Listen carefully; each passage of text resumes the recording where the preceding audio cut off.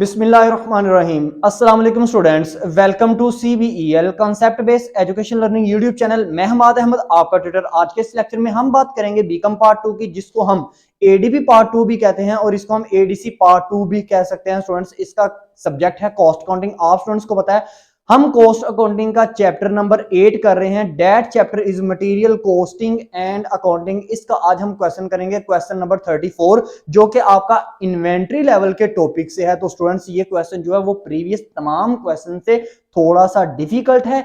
एक ऐसा फार्मूला है जो प्रीवियस तमाम किए गए हुए क्वेश्चन में से डिफरेंट है। आपने इस वीडियो को एंड तक देखना और एंड पे मैं वीडियो को पॉज कर दूंगा ताकि आप इस क्वेश्चन को नोट डाउन भी कर लो। और इसके अलावा चैनल को सब्सक्राइब करें, वीडियोस को लाइक करें और इन वीडियोस को ज्यादा से ज्यादा अपने फ्रेंड्स में शेयर करें। इस चैनल को भी ज्यादा से ज्यादा अपने फ्रेंड्स में प्रमोट करें ताकि स्टूडेंट्स आपके साथ साथ वो भी कंसेप्ट वाइज चीजों को हासिल कर पाए। तो चलें स्टूडेंट्स, हम अपने क्वेश्चन की तरफ चलते हैं। तो क्वेश्चन नंबर 34 हमें क्या कहता है? एक ना सिराज फूड फैक्ट्री है, उसके पास ना कुछ डाटा है। डाटा क्या है? डाटा की तरफ चलते हैं। लेकिन ये जो क्वेश्चन हम कर रहे हैं सुहेल अफजल और MRF की बुक से कर रहे हैं। तो स्टूडेंट्स, उसके पास सिराज फूड कंपनी के पास आपके पास डाटा क्या क्या है? उसके पास है मिनिमम डेली रिक्वायरमेंट।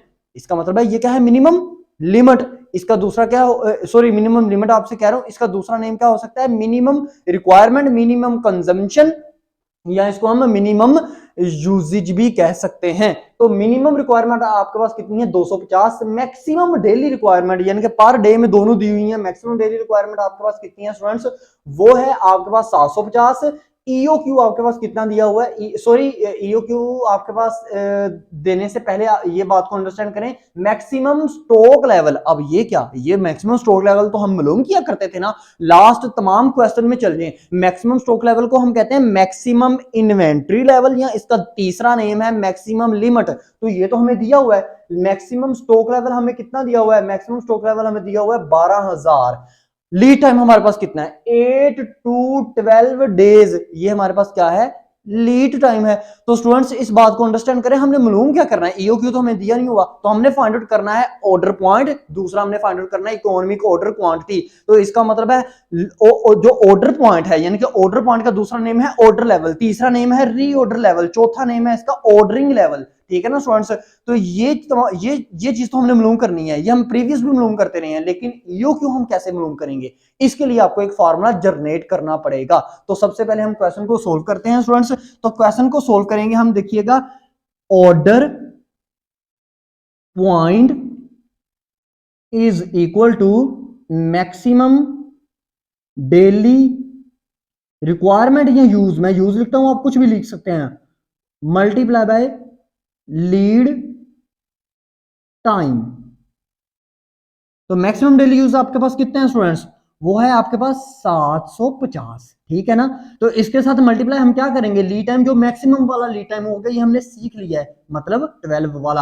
अगर आप देखें लीड टाइम जिससे मल्टीप्लाई हो रहा है ना, अगर लीड टाइम में मैक्सिमम डेली रिक्वायरमेंट से मल्टीप्लाई हो रहा है तो आप बड़े वाला लीड टाइम लेंगे।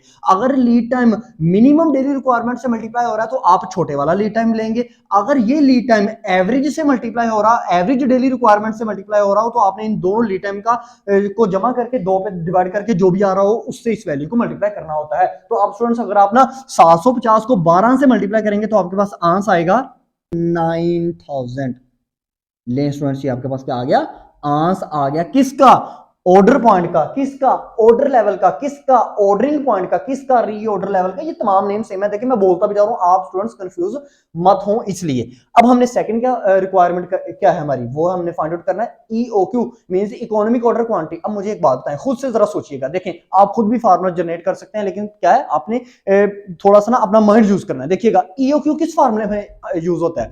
मैं पूछना ये चाह रहा हूं, क्या ऑर्डर पॉइंट के फार्मूले में आता है? क्या मैक्सिमम इन्वेंट्री लेवल के फार्मूले में आता है? क्या मिनिमम इन्वेंट्री लेवल के फार्मूले में आता है? किस फार्मूले में आपको आता है EOQ? तो EOQ अगर आप गौर करो ना, तो मैक्सिमम इन्वेंट्री लेवल यानी कि मैक्सिमम स्टॉक लेवल के अंदर आपको EOQ का फार्मूला मिलता है। तो पहले मैं फार्मूला जनरेट करके आपको बताता हूं, फिर मैं ना यहां पे ही सोल्व करके आपको बताऊंगा कि आपने EOQ को किस तरह फाइंड आउट करना है। तो देखिए, हम ना EOQ का फार्मूला पहले खुद से बनाते हैं। तो हमारे पास ना EOQ किस फार्मूले में लाई करता था? वो हमारे पास होता था मैक्सिमम स्टॉक लेवल, इसको मैक्सिमम इन्वेंट्री लेवल भी कह सकते हैं, is equal to order level minus minus डाला, आगे मैं ब्रैकेट ओपन करता हूं, bracket minimum minimum use, minimum daily use या minimum use multiply by lead time, LT में लिख रहा हूं, ब्रैकेट क्लोज प्लस ईओक्यू। लें स्टूडेंट्स इसी फार्मूले के अंदर ईओक्यू आता है ना। अब देखें, अगर आप ध्यान से अगर गौर करें ना, तो मैक्सिमम स्टॉक लेवल आपको दिया हुआ है। अगर आप गौर करें तो ऑर्डर पॉइंट आपने निकाल लिया 9000। अगर आप गौर करें तो मिनिमम डेली रिक्वायरमेंट आपको दी हुई है कितनी, 250 रुपए। अगर आप गौर करें तो लीड टाइम भी आपको मिनिमम से रिलेटेड दिया हुआ है, वो आपके पास कितना है, 8। ठीक है ना। तो इसका मतलब ईओक्यू हम निकाल सकते हैं, तमाम वैल्यूज तो हमें दी हुई हैं। यहाँ पे अगर डाटा में गौर करें तो यहां से देखिए मैं फार्मूला कैसे बनाऊंगा, देखिएगा। ईओक्यू अगर मैं इक्वल की तमाम चीजों को इक्वल की लेफ्ट साइड पे ले जाऊं और राइट साइड पे ईओक्यू को खाली रहने दूं तो मेरा फार्मूला बन सकता है, क्योंकि ईओक्यू के साथ प्लस आ रहा है। ठीक है ना। तो अगर देखिएगा मैं लेके कैसे जाना चाह रहा हूं, सबसे पहले तो मैं ये ब्रैकेट वाली तमाम चीज को लेके जाऊंगा, जो कि ब्रैकेट के अंदर मेरे पास क्या है, मिनिमम डेली रिक्वायरमेंट या minimum daily use multiply by lead time. इस तमाम ब्रैकेट को आप दूसरी तरफ लेके जाओगे। ठीक है ना, क्योंकि ये दोनों चीजें ब्रैकेट के अंदर है। अगर ये दोनों चीजें सेपरेट सेपरेट होती ना तो फिर आप इसको अलग अलग से लेके जाते इक्वल की लेफ्ट साइड पे। तो अब देखिएगा तब इन दोनों चीजों को लेके जाएंगे तो ये दोनों चीजें इस तरफ राइट हैंड साइड की तरफ, इक्वल की राइट हैंड साइड की तरफ, ये किस में है, माइनस में है कि प्लस में है, माइनस में है। तो इसको लेफ्ट हैंड साइड की तरफ लेके जाओगे तो ये किस में आ जाएगा, ये प्लस में आ जाएगा। इसका मतलब ये जब उस तरफ जाएगी तो प्लस में आ गया। अब ऑर्डर पॉइंट देखें, इक्वल के राइट साइड पे ऑर्डर पॉइंट प्लस में है या माइनस में है, देखिए प्लस या माइनस वाला कहां से डिटरमाइन होता है, ऑर्डर पॉइंट के पीछे देखें क्या है, पीछे मतलब ऑर्डर पॉइंट से पहले प्लस नजर आ रहा है कि माइनस नजर आ रहा है, कुछ भी नहीं नजर आ रहा, आपको इक्वल नजर आ रहा है। तो इक्वल के आगे कोई भी चीज लिखी हो ना तो इसका मतलब है वो प्लस में ही होती है। तो इसका मतलब है ऑर्डर पॉइंट को भी उस तरफ लेके जाएंगे तो ये भी हमारे पास किस में आएगा, माइनस में आएगा। लेकिन हम ये ब्रैकेट वाली चीज को यानी कि minimum inventory level minimum daily use multiply by lead time, इसको हम इक्वल की दूसरी तरफ लेके जाएंगे तो ये प्लस में हो जाएगा। तो ये फार्मूला हमारा इस तरह बन जाएगा। हम बना सकते हैं इस फार्मूले को maximum stock level plus bracket open की minimum use multiply by LT, मतलब लीड टाइम आप पूरा नेम यूज करोगे, आगे आ जाएगा LT minus order level is equal to EOQ. लेकिन स्टूडेंट्स ये आपका क्या बन गया, ये आपका फार्मूला बन गया किसका, ईओक्यू का। अब से आपने ईओक्यू का चाहे फार्मूला याद कर लें, अगर आप स्टूडेंट्स को याद नहीं ना होता ईओक्यू का फार्मूला तो इसको आपने बनाना कैसे है, मैंने वो तरीका आपको बता दिया है। तो अब मैं ना इस जरा फार्मूले को अच्छी तरह लिखता हूं ताकि आपको समझ में आ जाए, फिर मैं ना वैल्यूज को पुट करता हूं और आपको ईओक्यू निकाल के दिखाता हूं। तो आप स्टूडेंट्स देखिएगा ईओक्यू हम किस तरह फाइंड आउट करेंगे, हम ईओक्यू फाइंड आउट करेंगे, मैं लगता हूं यहां EOQ is equal to maximum stock level plus आगे bracket minimum use multiply lead time bracket close minus order level या ऑर्डर पॉइंट भी लिख सकते हैं। ठीक है ना।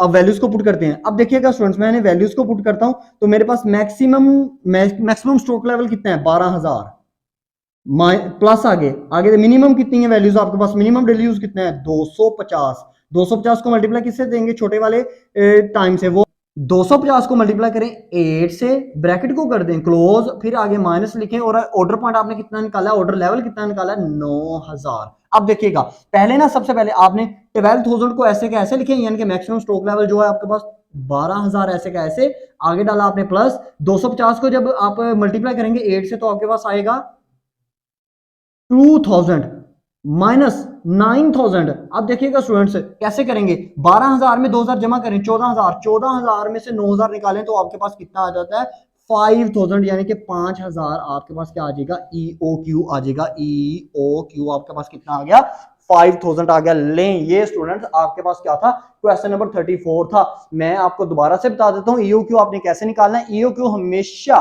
उस फार्मूले से निकलेगा जिस फार्मूले के अंदर ईओक्यू लाई करता होगा, जो कि आपके पास है मैक्सिमम इन्वेंट्री लेवल का। मैक्सिमम इन्वेंट्री लेवल का अगर आपने फार्मूला अच्छी तरह याद किया हो ना तो मैक्सिमम स्टॉक लेवल या मैक्सिमम इन्वेंट्री लेवल का फार्मूला क्या होता है, maximum stock level is equal to order point minus आगे ब्रैकेट आती है मिनिमम, क्योंकि मैक्सिमम के फार्मूले में हमेशा मिनिमम आता है, मिनिमम के फार्मूले में हमेशा एवरेज आएगा और ऑर्डर पॉइंट के फार्मूले में हमेशा मैक्सिमम आएगा। तो क्या आएगा ब्रैकेट के अंदर minimum daily use multiply by lead time bracket close और प्लस आगे आएगा ईओक्यू। तो अगर आप ईओक्यू को राइट हैंड साइड की तरफ ही रहने दो और सारी वैल्यूज को इस तरफ ले आओ तो आपका फार्मूला बन जाएगा ईओक्यू इज इक्वल टू, आपके पास आ जाएगा मैक्सिमम स्ट्रोक लेवल प्लस, क्योंकि उस तरफ वो माइनस का था ना ब्रैकेट वाली रकम सारी, और यहाँ पे इस तरफ आएगी तो प्लस में बन जाएगी। तो प्लस आ गया आगे bracket minimum daily use multiply by lead time bracket close और माइनस ऑर्डर लेवल, क्योंकि order level right hand side की तरफ आपके पास क्या था प्लस में, लेफ्ट हैंड साइड की तरफ जाएगा तो माइनस में हो जाएगा, ठीक है ना। माइनस ऑर्डर लेवल, इसमें वैल्यूज पुट करेंगे 12,000, 12,000 में आगे माइनस प्लस डालें ब्रैकेट में, आगे देखिए मिनिमम डेली यूज कितना है 250, उसके साथ जो टाइम है लीड टाइम वो भी छोटे वाला हमने लेना, वो है हमारे पास 8, 250 को 8 से मल्टीप्लाई करेंगे वो आपके पास 2000 आएगा। 2000 में हमने 12,000 प्लस करना है, वो आपके पास आएगा 14,000, उसमें से माइनस कर दीजिएगा 9,000 तो आपके पास आ जाएगा 5,000 आंसर आपके पास आ जाएगा ईओक्यू का। आई होप सो आपको ये क्वेश्चन अच्छी तरह समझ में आ जाएगा, आ गया होगा। अब स्टूडेंट्स इस वीडियो को मैं पॉज कर देता हूं ताकि आप इसकी पिक ले लो। इसके अलावा नेक्स्ट वीडियो के अंदर हम क्या करेंगे, क्वेश्चन नंबर 35 करेंगे। अब तक लेते नहीं, अपना ख्याल रखें, अपने इस यूट्यूब चैनल का भी। अल्लाह हाफिज।